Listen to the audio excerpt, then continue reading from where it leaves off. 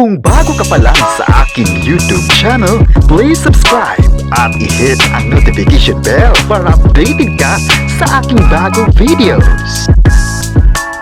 Batang Quiapo, may bago kayang karakter na papasok. Sparkle artist, G kaya sa usap-usapang pagpasok niya. Ang buong detalye, alamin!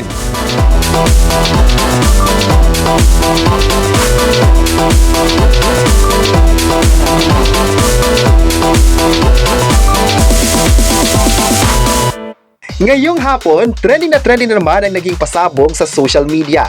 Latest sa ngayon na pinag-usapan ng pangalan ni Eman Bacusa Pacquiao na posibleng papasok sa sikat na teleserye na Batang Quiapo. Sa online, talagang maugong ang pangalan ni Eman kung saan isa rin siya sa mga trending topic sa X. Maalalang nagsimulang umugo ang pangalan ni Eman nang nagsimula siya sa boxing industry. Pagkatapos ng kanyang stint sa ilang laban, ay nagsimula na agad ang pag-ariba ng kanyang karera. Noong time na yon, ay marami ang nagkakagusto sa kanyang dedikasyon sa pagiging boksingero. Matapos ang mahabang journey, may mga fans agad niya ang nagre-request na sana papasukin ni Eman ang mundo ng pag-aartista. Marami naman talagang pangarap si Eman na gusto niyang gawin sa buhay at yun ang magiging paniyag pagdating sa boxing. Pero nitong nakaraan nga ay ginulat niya ang lahat ng pumirma ng kontrata sa Sparkle, ang talent management ng Kapuso Network. Marami agad ang naluka sa transition na ginawa niya sa kanyang buhay. Halong reaksyon agad ang nakuha niya sa mga netizens. Sa pagpasok pa lang niya sa tahanan ng GMA Network ay umusad agad ang mga intriga sa kanya at marami sa mga tao ang hindi bet na pinasok niya ang pag-aartista. Pero may iba naman ang sinusuportahan ang kanyang naging desisyon. Nitong nakaraan din ay pumutok ang balitang sinigaw ng mga fans na mapapanood sa teleserye ni Coco Martin. Maganda naman na magiging part si Eman sa Batang Quiapo dahil magaling siya sa boxing at may kakayahan siya sa paggawa ng mga action scenes. Dahil dito, may kanya-kanyang komento na naman ng mga fans ni Eman. Ayon pa ng isang netizen, maganda naman if mabibigyan ng pagkakataon ng Kapuso actor na mapapasabak sa sikat na palabas ngayon sa bansa. Wala naman raw problema kung bibigyan ng chance ni Eman sa Batang Quiapo or depende lang ito kung tatanggapin niya ang mga offer na ito kung meron man. May netizen naman na nagsabing hindi bagay si Eman sa Batang Quiapo dahil first time niya sa pag-arte at baka mahihirapan lang siya kung makasabayan niya ang mga batikang actors ng henerasyon.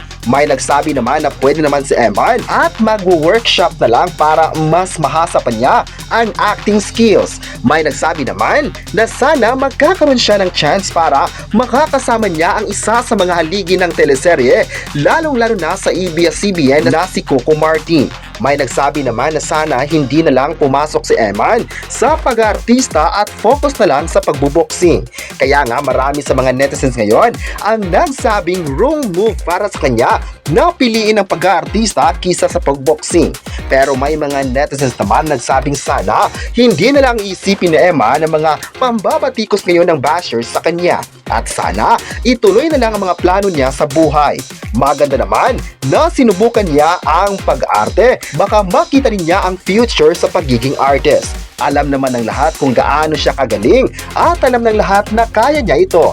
May nagsabi naman na excited sila if matutuloy ang mga usap-usapang papasok sa Batang Quiapo at talagang aabangan ito ng mga fans. Posible naman raw dahil ang mga Sparkle artists ay pwede nang maka-work ang ABS-CBN with the other shows. Magkakaroon na ng kolaborasyon kaya susuporta talaga ang lahat para sa kanya.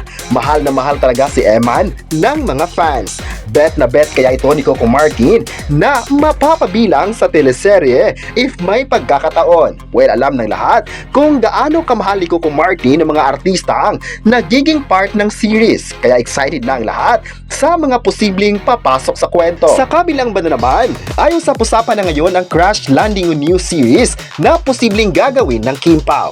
Bumalik na naman ang balita sa Kim Pao sa series matapos umugong balitang nakipag-negotiate di umano ang Korean production sa ABS-CBN. Ang naturang negosasyon ay patungkol sa mga kolaborasyon ng contents na ipapalabas sa ibang bansa. Ilan nga sa mga naisip ng mga fans sa posibleng kolaborasyon ay ang adaptation na posibleng bibigyang buhay ng mga artista sa bansa. At maalalang nitong nakaraan nga ay maugong ang pangalan ng Kim Pao na gaganap sa Crash Landing on You, kaya sa balitang ito ay posibleng sila pa rin ang first choice ng Korean at ng ABS-CBN na gumanap. Kaya excited na ang lahat sa mga posibilidad ng Kim Pao at ngayon pa lang ay nagpadala na ng congratulatory message. Sana raw ay sila na ang gaganap sa pinakasikat na Korean series na pumatok din sa bansang Korea. May nagsabi naman na bagay talaga sina Kim Chu sa mga ganitong drama dahil nakagawa na din sila ng mga adaptation na nagustuhan ng mga viewers. May nagsabi naman na grabe naman talaga ang pagmamahal ng tao sa Kim Pao, kaya kapag may mga proyekto ay sila na ang nasa isip ng tao. May nagsabi naman na kapag matutuloy ang Crash Landing on You series ay ito na ang pangalawang adaptation na gagawin nila Kim Chu at Paolo Abilino. Magaling naman raw ang dalawang kapamilya stars para sa another series na gagawin sa ABS-CBN. Maganda lang daw sa mata na makikitang proud din ng mga tao sa kanilang mga ginagawang proyekto.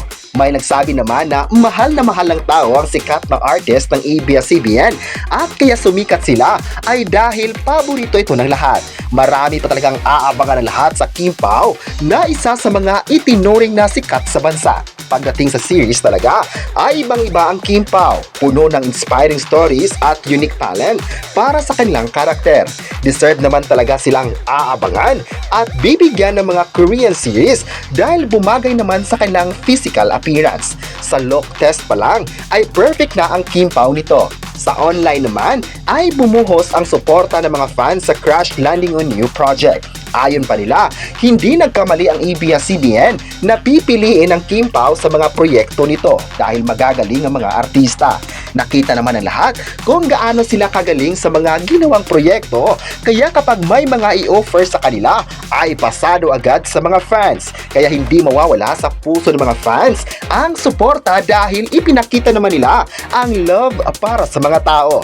Kaya sa usap-usapang Crash Landing on You ay suportado sa mga fans at kahit may mga issue sa dalawa ay hindi pa rin nahinto ang pagmamahal sa kanilang dalawa. May nagsabi naman na sana aalagaan ng ABS-CBN ng Kim Pao dahil isa sila sa mga taong dapat i-treasure ng network. Nakikita naman ang pag-grow nila sa ilang years na magkasama sa showbiz. May mga taong gusto silang ipabagsak, ngunit hindi ito mapapantayan ang kasikatan nila ngayon. May nagsabi naman na kahit kailan, Kim Pao pa rin sila forever at hindi nila ipagpapalit sa kahit anong mga love team ito sa bansa.